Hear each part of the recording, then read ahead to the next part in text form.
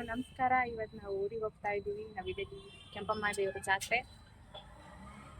ಸಮಯ ಇವಾಗ ಸಂಜೆ 6 ಗಂಟೆ ಆಗಿದೆ. ಇವಾಗ ಇಲ್ಲಿಂದ ಹೊರಟಿದ್ದೀವಿ.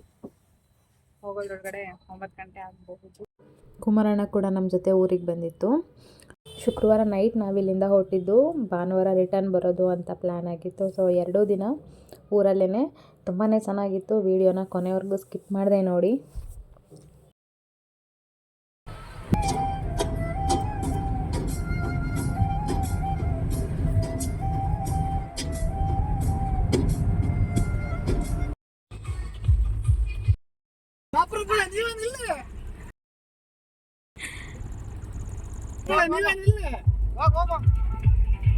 ನಮ್ಮೂರ ಹತ್ರ ಯಾವುದೋ ಊರಲ್ಲಿ ಜಾತ್ರೆ ಆಗ್ತಾಯಿತ್ತು. ಶಶಿ ಇಳಿದ್ಬಿಟ್ಟು ನಾನು ನಡ್ಕೊಂಡು ಬರ್ತೀನಿ ದೇವ್ರು ನೋಡಿಕೊಂಡು ಅಂತ ಹೇಳಿದ್ರು.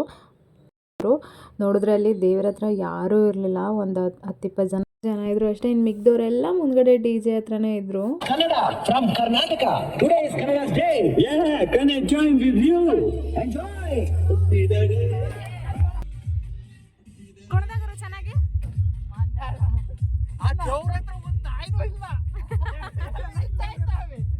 ಚೆನ್ನಾಗಿತ್ತಾ? ಖುಷಿ ಆಯ್ತಾ? ಮಾಡ್ತೀರಾ ದೇವ್ರು ಜಾತ್ರೆ ಮಾಡ್ತಾವ್ರೆ, ದೇವ್ರ ಮೆರವಣಿಗೆ ಬರ್ತೈತೆ, ದೇವ್ರ ಹತ್ರ ಒಬ್ರು ಇಲ್ಲ, ಮತ್ತೆ ಎಲ್ಲ ಸಾಯ್ತಾವೆ. ನಾನು ಅದಕ್ಕೆ ದೇವ್ರದಾಗ ಎಷ್ಟು ಜನ ಇದಾರೆ ಅಂತ ಹೋದ್ರೆ ಪಾಪ ಡ್ರೈವರು ಒಂದಿಬ್ರು ಬ್ಯಾಕ್ಸೈಡ್ ಬಾಸರು ಅಷ್ಟೇ ಬಿಟ್ರೆ ಅವ್ರು ಯಾರೋ ಒಂದಿಬ್ರು ಪತ್ತಿಡ್ಕೊಂಡಿರೋರು ಮತ್ತೆ ಇನ್ನೊಂದಿಬ್ರು ಪೂಜಾರು ಅವ್ರ ಇವ್ರು ಇದಾರೆ ಅಷ್ಟೇ. ಅವ್ರು ಬಿಟ್ರೆ ಇದ್ದಾರೆಲ್ಲ ಇಲ್ಲೇ ಅವ್ರೆ. ದೇವ್ರಿಗೆ ಬೆಲೆನೇ ಇಲ್ದಂಗ ಆಗೋಯ್ತು. ಬೆಲೆನೇ ಇಲ್ಲ. ದೇವ್ರು ಮಾಡ್ತಾವ್ರು, DJ ಆಡೋದ್ ಕುಣಿತಾವ್ರ ಗೊತ್ತಿಲ್ಲ. ರೆಸ್ಪೆಕ್ಟ್ ಇಲ್ಲ, ಫುಲ್ ಅನ್ರೆಸ್ಪೆಕ್ಟ್.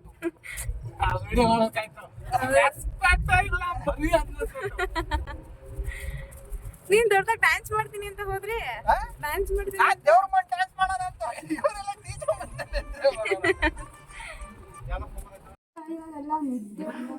ಊಟ ಮಾಡಿ ಪಚ್ಚಂಬಿಡು.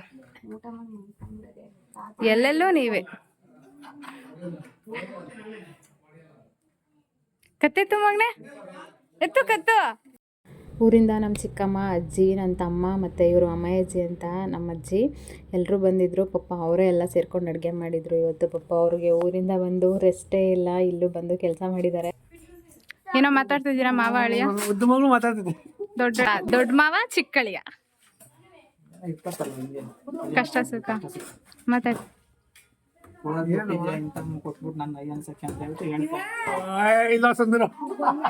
ಇನ್ನು ಇವರು ನಮ್ಮ ದೊಡ್ಡಪ್ಪ, ನಮ್ಮ ಅಪ್ಪಾಜಿಯವರ ಅಣ್ಣ.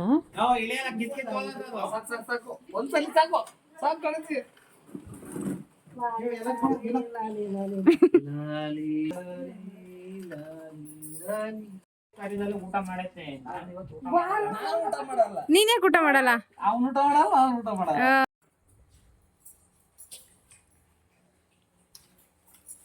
ಚೆನ್ನಾಯ್ತಾ ಊಟ?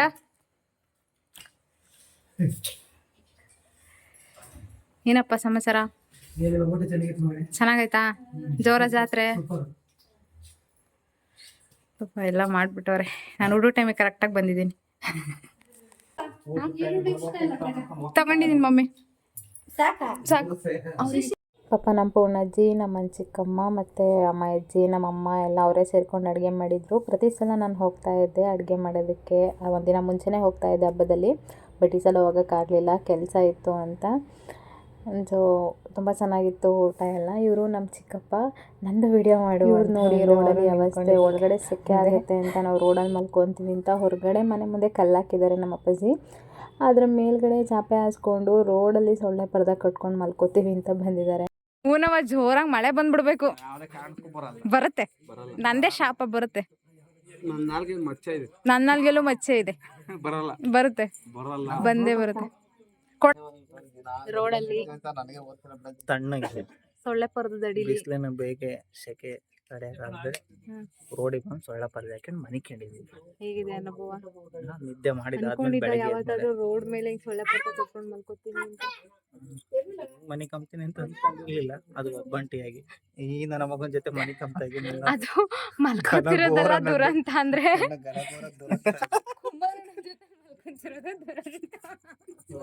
ನಾನು ರೋಡಲ್ಲೇ ಇರ್ತೀನೇನೋ ಗೊತ್ತಿಲ್ಲ.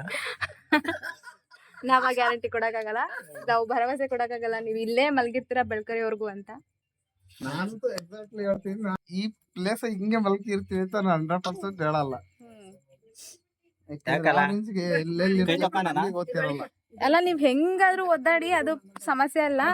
ಚರಂಡಿ ಅಕ್ಕಪಕ್ಕ ಹತ್ರದಲ್ಲಿದೆ, ಹುಷಾರು. ಬಕೆಟ್ ಇದೆಯಲ್ಲ, ಹೆಚ್ಚಾದ್ರೂ ಸಾಕಿಂದು ವಾಪಸ್ ಬರ್ತೀವಿ. ಇದೊಂದು ಬಂತು ಮರಿ. ಅವರಿಬ್ಬರು ನೈಟೆಲ್ಲ ಹೊರಗಡೆನೇ ಮಲಗಿದ್ರು. ಇದು ನೆಕ್ಸ್ಟ್ ಡೇ ಬೆಳಗ್ಗೆ ನೀರು ತುಂಬ್ಕೊಳ್ಳೋದಕ್ಕೆ ಅಂತ ಒಂದು ದೊಡ್ಡ ಸಿಂಟ್ಯಾಕ್ ಇತ್ತು ನಮ್ಮ ಮನೇಲಿ. ಅದನ್ನ ಅಪ್ಪ ಕ್ಲೀನ್ ಮಾಡ್ತೀನಿ ಅಂತ ಹೋಗಿದ್ರು. ಅದರೊಳಗಡೆ ನನ್ನ ತಮ್ಮ ನನ್ನ ವೀಡಿಯೋ ಮಾಡು ಅಂತ ಹೋಗಿ ಒಳಗಡೆ ನಿಂತಿದ್ದಾನೆ. ನಾವು 5 ಗಂಟೆಗೆ ಜಾತ್ರೆಗೆ ಹೋಗೋಣ ಅಂತ ಹೊರಟಿದ್ದು ಸಂಜೆ. ಅಷ್ಟೊತ್ತಾದರೂ ಕೂಡ ಇನ್ನೂ ತುಂಬಾ ಬಿಸಿಲಿತ್ತು ಅವತ್ತು. ರೆಡಿ ಆಗ್ಬಿಟ್ಟು ಸಿಕ್ಕಾಪಟ್ಟೆ ಬಿಸಿಲಿತ್ತು ಅಂದ್ಬಿಟ್ಟು ಎಲ್ಲ ಊಟ ಮಾಡಿ ಮಲ್ಕೊಂಡ್ಬಿಟ್ವಿ. ಸ್ವಲ್ಪ ತಂಪತ್ತಲ್ಲಿ ಹೋಗೋಣ ಅಂತ ಇವಾಗ 5 ಗಂಟೆ. ಇವಾಗ ಜಾತ್ರೆಗೆ ಹೋಗ್ತಾ ಇದೀವಿ ಎಲ್ರು. ಸೂಪರ್, ಚೆನ್ನಾಗಿ ಉಡ್ಸಿದ್ಯಾ ಸೀರೆನ. ನನಗೆ ಇವಳೇ ಪ್ರತಿ ಸಲ ಸೀರೆ ಉಡ್ಸೋದು ಯಾವುದಾದ್ರೂ ಫಂಕ್ಷನ್ಗೆ ಹೋದರೆ. ಇನ್ನು ನಮ್ಮ ಅಜ್ಜಿ, ನಮ್ಮ ಅಮ್ಮ, ನಮ್ಮ ಅಜ್ಜಿ, ನಮ್ಮ ಮಾಮ, ನನ್ನ ತಮ್ಮ ಮತ್ತು ಇನ್ನೊಬ್ಬ ತಮ್ಮ, ದೊಡ್ಡ ತಮ್ಮ ಇವನು ಯಶು. ಇವನಂತೂ ಕ್ಯಾಮ್ರಾ ಕಂಡ್ರೆ ನಾಚ್ಕೊಂಡ್ಬಿಡ್ತಾನೆ.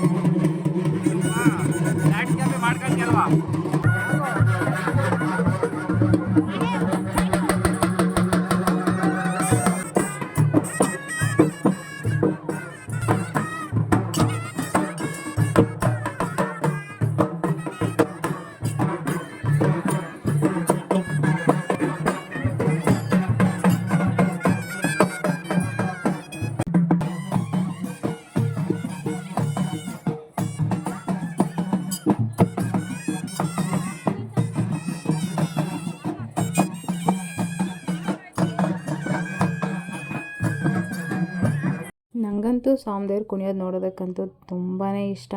ಜಾತ್ರೆ ಎಲ್ಲ ನೋಡಿಕೊಂಡು ನಾವು ಸಂಜೆ 5 ಗಂಟೆಗೆ ಹೋಗಿದ್ವಿ. ಆದರೂ ಕೂಡ ಅಷ್ಟು ಬಿಸಿಲಿತ್ತು, ತುಂಬ ಜನ ಇದ್ದರು. ಎಲ್ಲರೂ ಬಿಸಿಲು ಕಡಿಮೆ ಆದಮೇಲೆ ಬಂದಿದ್ದಾರೆ. ನಾನಂತೂ ಜಾತ್ರೆಯಲ್ಲಿ ಏನೂ ತೊಗೊಳ್ಳಿಲ್ಲ. ನಮ್ಮ ತಮ್ಮ ಮತ್ತು ನನ್ನ ಇನ್ನೊಬ್ಬ ತಮ್ಮ ಏನೇನೋ ತೊಗೊಂಡ್ರು. ಸೊ ಅವ್ರಿಗೆ ಏನು ಬೇಕು ಅದನ್ನು ಕೊಡಿಸ್ತೀನಿ. ನಾನು ಎಲ್ಲೋದ್ರೂ ಜಾತ್ರೆಯಲ್ಲಿ ಅಷ್ಟು ಕಡಿಮೆ ಏನಾದರೂ ತೊಗೊಳ್ಳೋದು.